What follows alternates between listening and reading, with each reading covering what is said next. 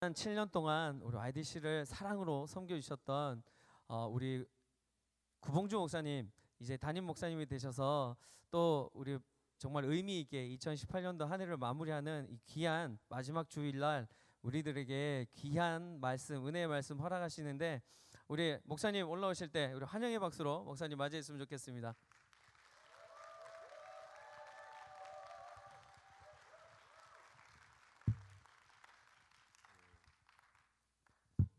와, 이게 몇 년 만이에요?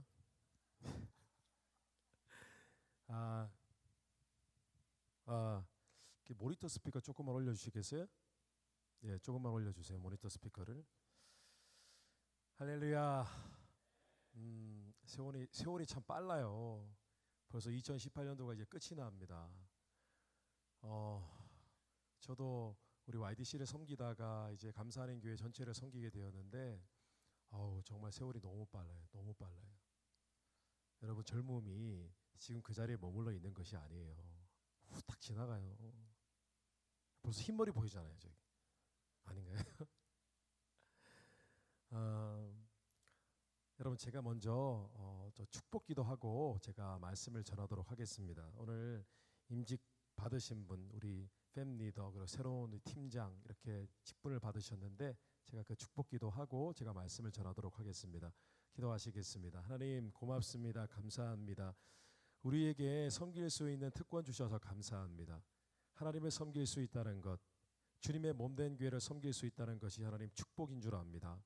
하나님, 이번에 직분을 맡은 하나님 팸 리더들 그리고 팀장들, 많은 우리 총무직들, 하나님께서 기름 부어 주셔서 하나님 우리 감사하는 교회 YDC 청년부를 이끌어 나가기에 부족함이 없도록 하나님 도와주시고, 하나님 섬기기 때문에 바쁩니다.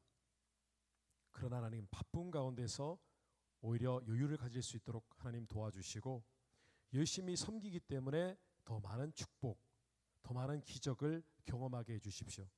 바쁘지만 하나님께서 내 삶을 이렇게 축복해 주시는구나 라는 간증이 있는 그런 섬김이 되어질 수 있도록 은혜 베풀어 주시고, 우리 감사하는 게 YDC 공동체가 더 부흥하고 발전할 수 있도록 하나님 은혜 베풀어 주시옵소서. 2019년도에는 하나님 더 많은 청년들이 하나님 이 자리에 모이고 더 많이 예배드리고 더 많이 은혜 받고 더 많이 변화받는 하나님 우리 청년부가 될 수 있도록 축복해 주시옵소서. 하나님 이 시간 말씀을 듣습니다. 말씀이 우리의 심령에 녹아져 내려서 우리의 삶이 변화되고 그 말씀 붙들고 나아갈 때 하나님 우리의 삶의 변화가 일어나고 하나님 더 복되어지는 그런 인생 되게 은혜 베풀어 주시옵소서. 예수님의 이름으로 기도합니다. 아멘. 여러분, 장로를 아십니까? 장로? 장로님이라고 부르는데 제가 장로라고 부르겠습니다. 왜냐하면 어떤 장로님이라고 부르는 것이 아니라 이 장로 직분, 포지션에 대해서 제가 얘기를 하기 때문입니다. 장로를 알아요? 장로는 영어로 elder입니다. elder. 나이 든 사람, 조금 더 신앙생활 오래 한 사람이라는 뜻입니다. 이 직분, 이 장로라는 직분은 뭐 영어로 다른 말로 presbyter이라고 하기도 하는데, 이 직분은 2000년 교회 역사, 2000년 교회 역사 동안 쭉 있어 왔던 그런 직분입니다. 사실 나이 든 사람을 의미하는데, 우리 YDC 청년부의 우리 알렉스 장로님은 굉장히 젊으시잖아요. 굉장히 젊어 보이시잖아요. 우리 장로님 30대로 보이시지 않으세요? 참, 예. 과연 그럴까요? 이 장로직이라는 것이 참 중요한데, 사실 오늘 성경 말씀에 보니까 이 사도 베드로가 자기를 소개하기를 장로라고 소개를 해요. 나는 여러분 많은 장로들 중에 한 사람입니다라고 소개를 합니다. 물론 이 2000년 전 당시에 이 장로라는 포지션, 교회 안에 있는 이 포지션은 오늘 지금 시대의 이 장로라는 직분과는 다릅니다. 비슷한 부분도 있지만은 굳이 따지면 다릅니다. 2000년 전에 이 장로직이라는 것은 마치 오늘날 목사, 목회자와 비슷한 직분입니다. 왜냐하면 말씀을 전했고 또 오늘날 목회자가 하는 것처럼 성도님들을 관리하고 돌보고 그들을 말씀으로 양육합니다. 그런 모든 교회 안에 일어나는 전반적인 영적이고 신앙적인 일들을 감당했던 사람들이 바로 장로님들이었습니다. 그런데 그 장로 직분에서 두드러진 특징은 뭐냐 하면은 한 사람 한 사람들을 돌보는 거예요. 그 사람들에게 전화가 없었구나 당시에는. 그 사람들을 직접 집을 방문하기도 하고 기도해 주기도 하고 어려운 일이 있으면 그 얘기를 들어주기도 하고 고민을 상담하고 또 그 사람들을 축복 기도해 주고 그런 일들을 하는 것이었습니다. 성경적으로는 어떤 일이냐면 목양이라고 부릅니다. 목양은 말 그대로 양을 돌보는 일입니다. 양이 누구죠? 예수님을 믿는 모든 사람들. 그 사람들을 특별히 돌보는 일을 하는 것이 바로 장로 직분이었습니다. 오늘 1절 말씀을 다시 읽어드리겠습니다. 너희 중 장로들에게 고난하노니 나는 함께 장로된 자요 그리스도의 고난의 증인이요 나타날 영광에 참여할 자니라. 느낌이 좀 다르잖아요. 베드로가 자기를 장로로 소개하고 있습니다. 나는 고난의 증인이요 나는 나타날 영광에 참여할 자니라. 그런데 오늘 말씀을 계속해서 묵상해 보면은 이 말씀 안에 장로 직분이 단순히 어떤 오늘날의 목회자처럼 특별한 교육을 받고 꼭 안수 기도를 받아야만 받는 직이 아니라 당시에 많은 크리스찬들이 우러러보는 직분이었음을 우리가 알 수가 있습니다. 오늘 말씀해 보니까 이 장로직이라는 것은 모든 어떤 크리스찬이든 누구나 사모할 수 있고 누구에게나 로망이 되는 그런 직분이었습니다. 나도 언젠가는 장로님이 되어야지. 언젠가는 나도 저렇게 다른 사람을 저렇게 돌보고 섬기고 말씀을 통해서 권면하고 그 사람을 축복하는 사람이 되어야지라고 바라볼 수 있는, 어찌 보면 신앙의 목표가 되어줄 수 있는 그런 직분이었음을 우리가 알 수가 있습니다. IDC 형제 자매 여러분, 오늘 우리가 임직식을 했어요. 앞에 나와서 꽃다발 증정하고 뭐 개인적으로 소감을 물어보지도 않았어요. 그렇죠? 사실 한 분 한 분 다 물어보면 우리 집에 못 갑니다. 그렇죠? 소감도 물어보지 않고 그냥 빨리 창 차려가지고 꽃 이렇게 갖다 놓고 하는 개씩 막 던져줍니다. 왜 이 짓을 하겠어요? 왜? 굳이. 왜 그렇게 하는지 두 가지 이유가 있습니다. 제가 이것을 시작을 했거든요. YDC를 맡으면서. 그 이유가 뭐냐 하면은 다른 사람을 섬기는 것이 얼마나 중요한지를 보여주기 위함입니다.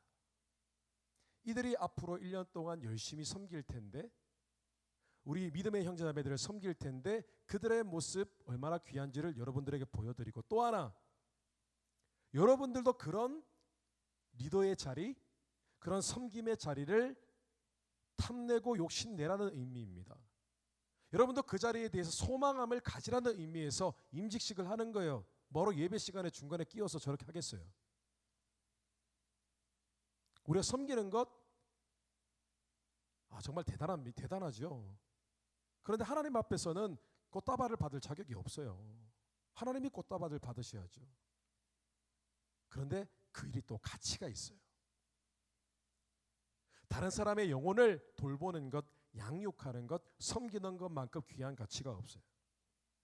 오늘 6절 말씀에 보니까 이런 말씀이 있어요. 그러므로 하나님의 능하신 손 아래서 겸손하라. 때가 되면 너희를 높이시리라. 원래 이 말씀의 뉘앙스는 뭐냐 하면은 너희들도 좀 겸손해. 젊은 사람들아, 너희들 나중에 하나님께서 높여줄 거니까 일단 교회 안에서 나이 드신 말씀을 전하는 그런 장로님들에게 순종해, 이런 의미입니다. 그런데 이걸 뒤집어서 설명하면 어떤 내용이냐면은 너희들도 언젠가는 다른 사람을 섬기는 사람이 되어야 되지 않겠니?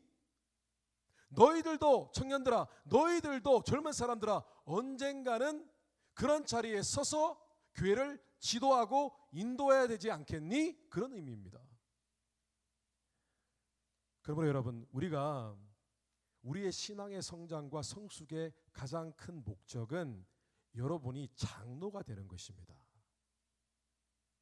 오늘날 장로 포지션, elder 포지션, 오늘날의 장로 직분이 아니라 2000년 전에 아주 순수하게 하나님의 양들, 영혼들을 옆에서 돌보고 축복하고 기도하고 보듬고 하는 그런 직분을 우리가 사모해야 되고 그것을 우리의 신앙의 목표로 삼아야 된다는 것입니다. 과거에는요, 교회 안에서 여러분들이 어떻게 지금까지 신앙생활을 했는지 모르겠지만은 제가 어릴 적만 해도 교회에 가면은 흔히 하는 이야기가 있었어요. 흔히 교회의 집사님이나 열심히 교회를 섬기고 교회를 사랑하는 장로님들이 젊은 사람들에게 흔히 하는 인사법이 있었어요. 뭔 줄 아십니까? 제 이름이 구봉주잖아요. 봉주야, 장로 돼야지. 우리 옆 사람에게 인사만 하겠습니다. 야, 장로 돼야지. 이건 농담이 아닙니다. 농담이 아니라니까요. 저는 어릴 때부터 그런 이야기 많이 듣고 자랐습니다. 저를 보는 사람마다 봉주야, 너 장로 돼야지. 앞으로 장로 돼서 교회에서 크게 섬겨야지. 목사가 됐잖아요. 굿니스. 목회자가 되고 말았어요. 그런데 그런 인사가 아주 보편적으로 있었습니다. 그런데 참 이상하잖아요. 모두가 장로님이 되는 건 아니에요. 우리 교회에도 장로님, 여러 장로님 다 소개하면은 뭐 30분 넘겠지만은 시무 장로님, 교회에서 담임 목사인 저와 함께 미팅을 하는 분은 20분입니다. 20분. 20분밖에 없어요. 우리 교회가 2,000명 가까이 되는데 2,000명 중에서 20분밖에 없다니까, 장로님은. 그런데 제가 여기서 말씀드리는 장로가 되라는 것은 다른 사람을 돌보고 섬기고 나 자신의 신앙만 테이크케어하는 것이 아니라 다른 사람의 신앙도 테이크케어할 수 있는 그런 사람이 되라는 것입니다. 여러분, 오늘날 너무 이기적인 사회에서 우리가 살고 있어요. 이미 여러분도 그 분위기에 물들었어요. 저는 지지난 금요일에 금요 예배 때 제가 설교 말씀을 전했는데 그 말씀의 내용 가운데 소시오패스라는 얘기를 했어요. 여러분, 소시오패스가 뭔 줄 아세요? 소시오패스? 발음이 막 꼬이네요. 이제 영어하기 시작하니까. 패스 뭐. 사이코패스가 있고 소시오패스가 있어요. 사이코패스는 어릴 적에 어떤 트라우마가 있어가지고 사람이 성장하면은 뇌도 자라거든요. 그런데 뇌가 있는데 뇌에 전두엽이 있어요. 뇌의 앞부분이 전두엽이에요. 그 전두엽은 뭐냐면 사람과 교감하는 것을 도와주는 역할을 합니다. 그런데 어릴 때 큰 트라우마가 있는 사람은 이 전두엽이 잘 자라지 않아서 다른 사람의 감정을 읽지 못합니다. 자신이 뭔가를 잘못해도 양심의 가책을 느끼지 않아요. 그래서 사이코패스가 나오는 어떤 그런 호러 영화들이 있잖아요. 그죠? 사이코패스들 막 사람 죽이면은 막 감정을 느끼지 못하잖아요. 잘 죽네? 아이고 예쁘게 죽네? 이렇게 이야기하잖아요. 그죠? 근데 소시오패스는 좀 달라요. 소시오패스는 뭐냐면은 극도로 이기주의적인 그런 가정과 사회에서 자란 사람이에요. 그래서 자기밖에 몰라요. 자기밖에. 너무나 자기 중심적이기 때문에 그 사람에 대해서 관심이 없어요. 그 사람이 내게 도움이 되면 관심을 갖는데 내게 도움이 되지 않으면 그 사람을 무시해요. 그래서 어떤 학자에 따르면은 오늘날 25명 중에 한 사람은 소시오패스는 아니지만 소시오패스적인 생각을 갖고 있는 사람이 있다고 얘기해요. 25명 중에 한 사람. 우리 감사하는 게 우리 YDC 공동체에 6명 있네요. 누구지? 옆 사람 한번 보세요. 소시오패스예요. 저 극도로 이기적인 녀석. 극도로 이기적인 사람이 있어요. 제가 금요 예배 때 소시오패스적인 성향을 가진 사람의 10가지 특징을 제가 말씀을 드렸는데 제가 다시 한번 읽어드릴게요. 못 들은 사람이 있기 때문에. 자아가 너무 강하다. 자기 자신이 너무 강해요. 자아가. 다른 사람 얘기 잘 안 들어요. 그런 사람이 있어요. 있다니까요. 우리 YDC에도. 옆에서 지금 싸우고 있어요. 두 사람 서로 소시오패스라고. 두 사람 다예요. 두 번째, 거짓말을 잘하며 남을 조종한다.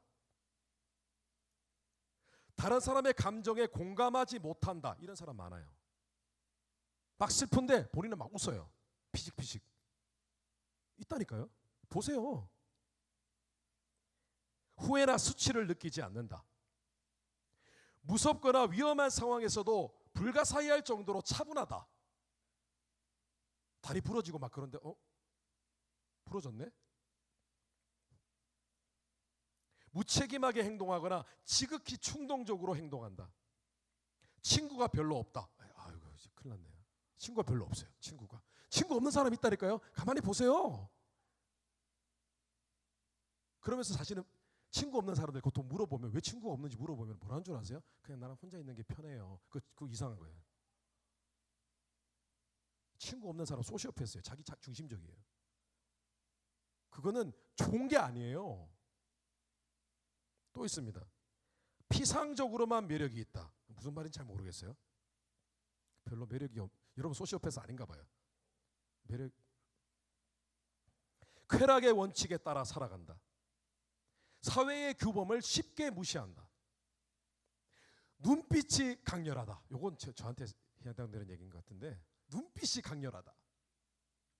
모르겠어요. 이게 왜 이렇게 나와 있는 특징이. 여러분 지금 이 시대는 여러분 무서운 사회입니다. 우리 자신을 계속해서 인디비주얼리즘, 개인적으로 만들어가고 있어요. 여러분 컴퓨터 하면서 혼자 보내는 시간이 많은 사람들, 문제 있는 사람들이에요.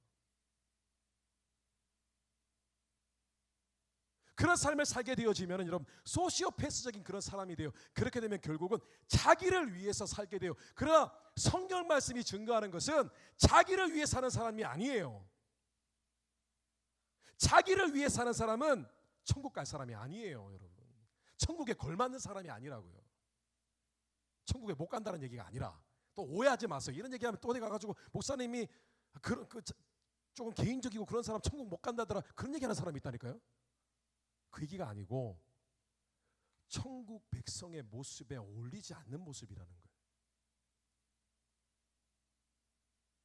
예수 그리스도를 믿는 사람들의 신앙의 목적은 뭐냐 하면은 내 자신의 신앙을 돌볼 뿐만 아니라 다른 사람을 케어할 수 있는 자리까지 나아가는 거예요. 그게 신앙의 목표예요. 그게 우리가 성장해야 할 성장의 목적이라는 거예요. 우리가 신앙적으로 성장했다, 성숙했다, 뭘 보고 알 수 있어요? 단 한 가지예요. 성경 말씀 많이 암송하는 것 어림도 없어요. 말씀 많이 암송하면 뭐예요? 그 말씀을 따라 살지도 않는데. 또 잘 외우는 사람들, 암송 많이 했다고 막 자랑하는 사람들이 있어요. 하나님이 세상을 이처럼 살아가 다 아는 건데. 그것이 아니라 신앙의 성장은 성경 말씀에 나와 있는 믿음의 장성한 분량까지 자라난다는 것은 단순히 믿음이 강해지고 믿습니다 이게 아니라 내 한 몸, 내 신앙생활 제대로 하고 다른 사람이 신앙생활을 제대로 할 수 있도록 인도해주고 돌봐주고 축복해주는 사람, 그런 사람이 되는 것입니다.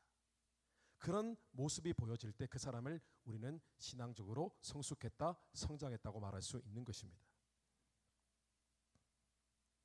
여러분 주님께서는요 베드로에게, 오늘 말씀을 쓴 베드로에게 3번 질문하셨습니다. 내가 나를 사랑하느냐? 신앙생활이 제일 중요한 게 뭐예요? 예수 사랑 맞습니까? 여러분 주님 사랑하세요? 그냥 예수님만 믿는 것만 아니에요? 신앙은 예수님을 믿고 예수님을 만나서 예수님 안에 사랑에 빠지는 겁니다. 자, 그런데 주님께서 베드로에게 내가 나를 사랑하느냐? 너 정말 나를 진정으로 믿어? 질문을 3번 했어요. 그때 대답을 했습니다. 네 주님, 제가 주님을 사랑합니다. 주님이 내가 사랑하는지 아십니다 라고 했어요. 근데 그때마다 예수님께서 뭐라고 말씀하셨냐면, 자 이제 내 양을 먹이라, 내 양을 치라 라고 하셨어요. 내가 이제 바른 신앙의 자세를 갖게 되었구나, 내가 이제 나를 사랑하는 믿음을 갖게 되었구나. 자 그러면 이제 뭘 해야지? 내가 돌보는 양들을 네가 먹이고 섬기고 돌보아라. 너 한 몸뿐만 아니라 다른 사람을 챙겨 주어라 라고 하신 것입니다. 여러분 그 안에 많은 섬김의 자리가 있습니다. 그러나 모든 섬김의 자리가 동일하지 않습니다. 저는 생각이 다릅니다. 많은 사람들은 교회 안에 있는 미디어팀, 찬양팀 뭐 다 동일하게 하나님 앞에 섬기는 사람들입니다. 하나님께서 동일하게 축복하십니다. 아니요. 섬기는 것이 모두 동일하지 않습니다. 다른 사람을 사랑하고 그를 위해 눈물을 흘리며 기도해 줄 수 있고 그의 영혼을 돌볼 수 있는 사람, 그의 영혼을 돌보는 섬김이 더 귀하고 중요한 섬김입니다. 생각해 보세요. 찬양할 때 하나님 사랑하고 찬양하는 것, 죄송합니다 우리 찬양팀, 그건 누구나 하는 거잖아요. 여기 앉아있는 사람 하나님께 찬양하지 않습니까? 그런데요, 다른 사람의 영혼을 챙기는 건 아무나 할 수 있는 일이 아닙니다. 주님이 주시는 사랑이 있어야만 할 수 있는 거예요. 그런데 우리는 그런 자리까지 성장할 수 있어야 한다는 것입니다. 여러분, 여러분의 신앙의 지금 수준에서 만족하지 마십시오. 여러분은 하나님 앞에서 더 심령이 깨져야 합니다. 더 겸손해져야 합니다. 더 하나님께 헌신이 되어져야 합니다. 누가 어떤 사람의 영혼을 챙기고 싶어 하겠어요? 나 영혼 하나 챙기는 것도 어려운데, 쉽지 않은데. 그런데 그것이 정말 하나님이 기뻐하시는 모습이라는 것입니다. 여러분, 장로직을 사모하게 되시기를 주님의 이름으로 축원합니다. 그래서 오늘 말씀해 보니까 또 하나 우리가 해야 될 일이 있어요. 우리는 양을 돌보는 목자, 영혼을 돌보고 섬기는, 직접적으로 영혼을 섬기고 그 사람을 케어하는 그 목자가 되기 위해서 앞으로 우리의 신앙적인 소양을 키워가야 합니다. 그 소양은, 여기서 소양은 소와 양을 의미하는 것이 아닙니다. 그런 성품을 가져야 된다는 거예요. 오늘 말씀해 보니까 세 가지 설명이 있습니다. 장로가 되기 위한 세 가지 특징. 첫째는 영혼을 돌보고 섬길 때 늘 섬기는 것이 자발적이어야 됩니다. 오늘 말씀해 보니까 양무리를 치되 억지로 하지 말고 라고 했습니다. 자원함으로 하며, 뭐 섬기라고 하면은 한 10년 고민하는 사람들이 있습니다. 생각해보고요, 기도해보고, 기도도 안 하면서 저 기도해보고 결정할게요. 기도 안 해요. 왜냐하면 새벽 기도에 안 나오고 금요 예배 안 나오는데 언제 기도하는지 모르겠어요. 그런데 자발적으로 막 섬기기를 원하는 마음, 우리는 그런 마음으로 살아가야 됩니다. 우리 안에 이기는 이기적인 마음 버려야 합니다. 또 하나, 명예나 이익을 바라지 말아야 합니다. 오늘 3절 말씀에 맡은 자들에게 주장하는 자세를 하지 말고 양무리의 본이 되라. 더러운 이득을 위하여 하지 말라. 세 번째는 리더가 되었다고 권위의식을 가지거나 하지 않는 것입니다. 더 겸손해지는 거예요. 리더가 되면 더 겸손해지고 남들에게 주장하는 자세보다는 그를 케어하고 어떻게든 떠받들어주고 그런 마음을 키워가야 돼요. 그런데 여러분, 교회 안에서 정말 이런 리더가 되어지잖아요. 그 사람은 정말 괜찮은 사람입니다. 여러분, 우리 교회 안에서 잘 봐야 돼요. 교회 안에서 누가 정말 헌신적인 사람인지. 우리가 데이트를 할 때는 몰라요. 데이트를 하면요, 아유 오빠, 그러고 오빠 내가 할게요. 거짓말이에요. 오빠, 아유 그래 오빠가 이렇게 할게. 다 거짓말이에요. 결혼하면 다 끝이에요. 그런 거 없어요. 환상이에요. 환상 속에 미안합니다. 그런 게 있어요. 서태지와 아이들의 뭐 환상 속의 그대. 환상 속의 그대예요. 환상 속의 그대. 그런 거 없어요. 그런데 교회 안에서 섬김의 모습을 보면요, 그 사람이 어떤 사람인지가 파악이 돼요. 교회 안에서 보이는 그 모습이 바로 진짜 그 사람의 모습이에요. 그건 속일 수가 없어요.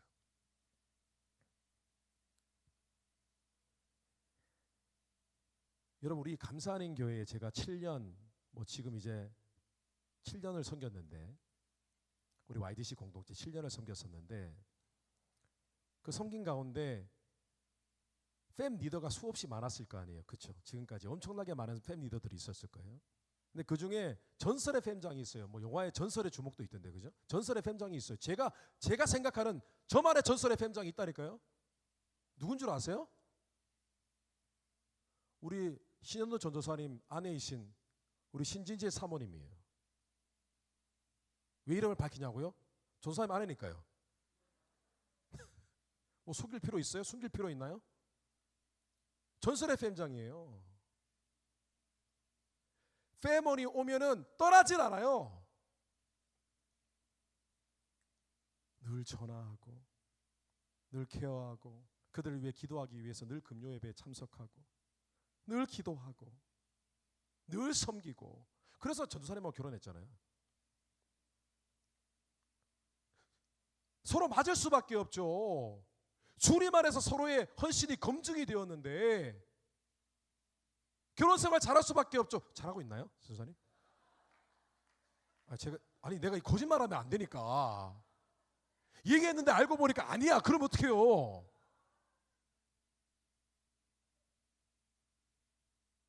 그러니까 하나님께서 두 사람을 사용하시잖아요. 두 분을. 아주 단순한 얘기예요, 여러분. 여러분, 결혼하면 그 사람이 갑자기 헐크로 변합니다. 믿지 마세요. 데이트하는 중에 무슨 말을 못해요? 데이트하는 중에 무슨 짓을 못해요? 아이고, 속지 마세요. 속지 마세요. 저리 꺼져 그러세요. 아주 간사하게 막 이렇게 막 잘하는 척하면요, 내가 너를 다 알지. 저는 우리 젊은 우리 형제 자매들 이렇게 청년들 이렇게 보면요, 이렇게 교제하고 데이트하고 가끔 이렇게 쇼핑몰에 가고 소스몰에 가고 이러면 딱 만나요. 아이고 참 좋을 때다. 너희들이 뭘 알겠니? 그런데 하나님 안에서 검증된 사람은 진짜입니다. 하나님 안에서 그 성품이 바르게 교정되고 성장한 사람은 진짜입니다. 그 사람은 함께 결혼 생활을 해도 행복할 수 있어요. 그래서 지혜로운 사람은 교회 생활하면서 사람을 봅니다. 사람을 관찰하고, 그리고 나도 그런 목양을 하는, 성경 오늘 말씀에 나와 있는 장로처럼 그렇게 변해가기를 소원합니다. 그런데 그런 하나님 안에서 변한 헌신적인 사람들이 서로 교제를 해서 결혼한다고 생각해 보십시오. 얼마나 행복하겠습니까? 우리 감사하는 게 우리 YDC 공동체에서 지난 7년 동안 이 안에서 만나서 결혼한 커플이 20커플이잖아요. 어느 교회에 그런 커플들이 있습니까? 그런 사례가 없어요. 여러분, 그런 소양을 갖추게 되시기를 주님 이름으로 축원합니다.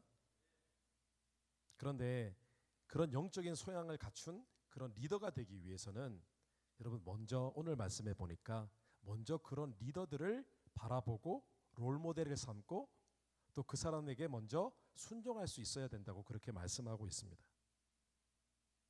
오늘 6절에 나오는 것처럼 우리는 영적 리더가 되기 전에 먼저 영적 리더들을 존중하는 법을 배워야 합니다.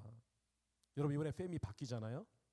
바뀌면 여러분들은 그 팸의 리더의 말에 순종해야 됩니다. 존중해야 됩니다. 교회 안에서 참 이상한 사람들이 있어요. 바로 코앞에 있는 내 부서의 리더에게도 순종하지 못하면서 자신이 대장 되려고 하는 사람들이 있어요. 그런 사람들은 교회에서 리더하면 안 돼요. 순종하던 사람이 결국 나중은 그 사람이 다른 사람을 돌보는 리더가 될 수 있는 자격이 있는 것입니다. 오늘 베드로는 겸손에 대해서 강조하고 있습니다. 5절 6절에 젊은 자들아, 이와 같이 장로들에게 순종하고 다 서로 겸손으로 허리를 동이라. 하나님은 교만한 자를 대적하시되 겸손한 자들에게 은혜를 주시느니라. 우리는 교회 안에서 권위를 배웁니다. 순종을 배웁니다. 그리고 언젠가는 우리도 그와 같은 리더의 역할을 감당합니다. 말씀을 정리하겠습니다. 여러분, 장로가 되십시오. 장로가 되십시오. 영적인 소양을 키우십시오. 이곳에서 헌신하십시오. 그래서 여러분과 똑같은 배우자를, 이게 저주가 되면 안 되죠. 여러분과 똑같은, 가슴 아파지죠. 그죠? 나하고 똑같으면 큰일 나는데? 아니요. 똑같은 사람 만나요. 여러분이 그런 소양을 갖추고 바르게 신앙생활을 할 때에 여러분보다 더 헌신적인 배우자를 만나게 되시기를 주님의 이름으로 축원합니다. 여러분, 우리 감사하는 교회 YGC 공동체의 리더가 되십시오. 이미 리더가 되시고 그렇게 섬기시는 분들은 더 귀한 소양을 갖추십시오. 기도하시겠습니다.